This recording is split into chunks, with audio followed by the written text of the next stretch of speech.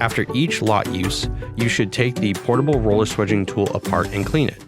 Following these proper general maintenance steps is important because it both extends the life of the tool and ensures quality the next use.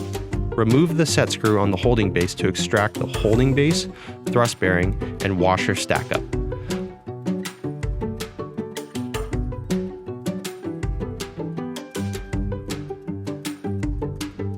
On the roller swage side, the 1/2-inch hex nut can be removed in a vise to extract the screw, thrust bearing, and washer stack up.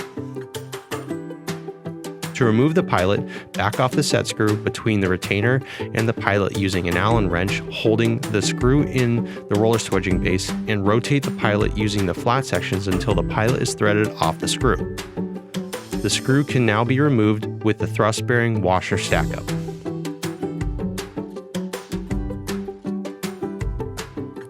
Now that the tool is taken apart, check each of the components for cracking or damage between usage.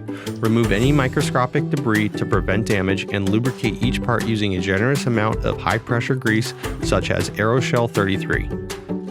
The retainer plate and rollers can be removed and cleaned.